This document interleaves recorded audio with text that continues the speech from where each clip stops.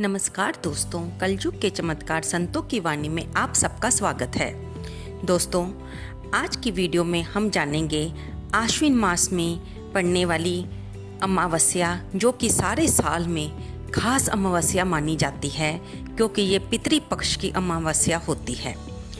दोस्तों, इस बार पितृपक्ष की अमावस्या 25 सितंबर दिन रविवार को सुबह 3:12 से शुरू हो जाएगी और 26 सितंबर सुबह 3:23 पर समाप्त होगी। और इसके साथ ही श्राद्ध पक्ष का भी समाप्ति हो जाएगी और 26 सितंबर को माता रानी के नवरात्रे शुरू हो जाएंगे। दोस्तों, ये पितृपक्ष की अमावस्या सभी अमावस्याओं से खास क्यों मानी जाती है? इसका कारण ये है कि इस समय पितृपक्ष चल रहा होता है और सभी लोग अपने अपने घर के गए हुए अपने बड़े बुजुर्गों को याद करके उनके निमित्त दान करते हैं, उनका श्राद्ध करते हैं, उनका तर्पण करते हैं, ब्राह्मणों को यथाशक्ति भोजन करवाकर उन्हें दान दक्षिणा देते हैं, जिससे हमारे पितृ प्रसन्न होकर हमें आशीर्वाद देकर पितृपक्ष की अमावस्या के दिन अपने पितृलोक को लौट जाते हैं। क्योंकि हमारे धर्म के अनुसार ये माना जाता है कि इस पितृपक्ष में, श्राद्ध पक्ष में हमारे पितृलोक से धरती पर आते हैं। दोस्तों, अगर हमें पितरों की सही तिथि का, श्राद्ध की तिथि का पता नहीं हो तो ये उनका श्राद्ध हम पितृपक्ष की अमावस्या को कर सकते हैं। या किसी कारण से हम उनका श्राद्ध नहीं कर पाए और हमसे तिथि समझने में कोई भूल चूक हो गई है, तब भी हम उनका श्राद्ध इस पितृपक्ष अमावस्या के दिन कर सकते हैं। हमें इस दिन छोटे छोटे धार्मिक कार्य अवश्य करने चाहिए।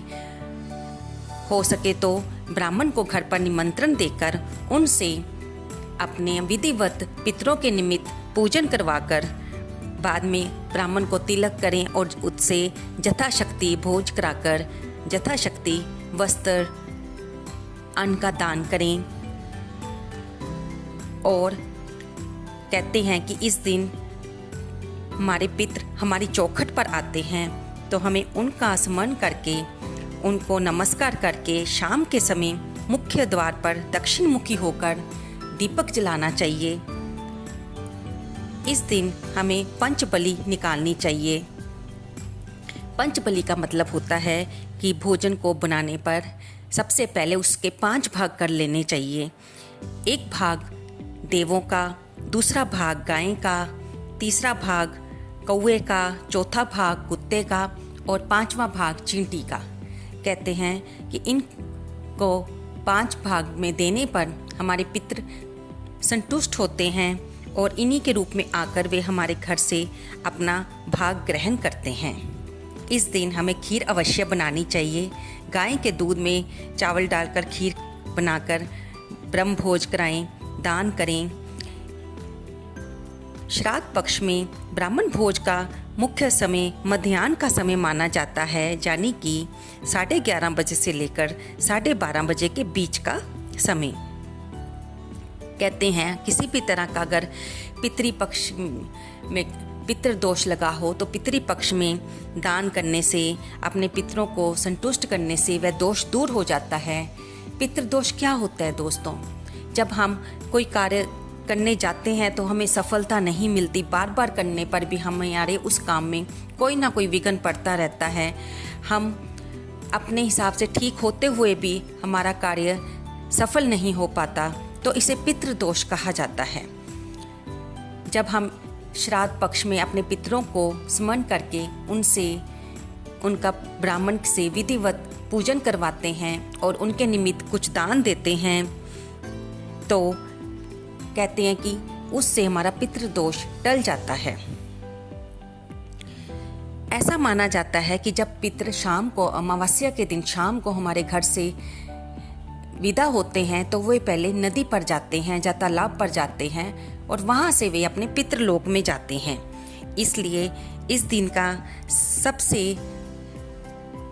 आसान उपाय ये है कि शाम के समय आप एक घी का दिया ले लें, उसमें लंबी बाती लगा लें और फिर घर के पास पड़ने वाले किसी नदी या तालाब के किनारे जाएं और दक्षिण मुखी खड़े होकर दीपक का मुंह भी दक्षिण मुखी कर लें और फिर वहाँ पर प्रज्वलित करें और वहाँ पर अपने पितरों का स्मरण करके कुछ मिठाई रख दें और अपने पितरों से अपने भूल चूक जो कि हमसे जाने अनजाने में हो जाती है उनसे क्षमा मांगे और उनसे अपनी कृपा दृष्टि बनाए रखने के लिए प्रार्थना करें।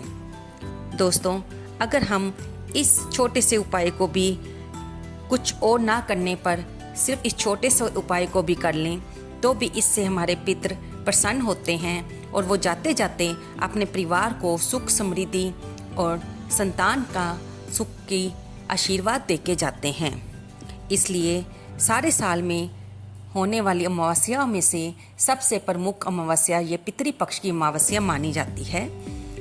आपसे जितना यथाशक्ति हो सके कृपया इस दिन ब्राह्मणों को दान दें, भूखों को अन्न खिलाएं और बेजुबान जानवरों को भी चारा डालें, रोटी खिलाएं, मिठाई का दान करें। दोस्तों, कई बार छोटे छोटे उपायों से ही हमारे बड़े बड़े संकट टल जाते हैं। आपको ये वीडियो कैसी लगी कमेंट बॉक्स में अवश्य लिखें। इसे लाइक करें, शेयर करें और सब्सक्राइब करें। धन्यवाद दोस्तों।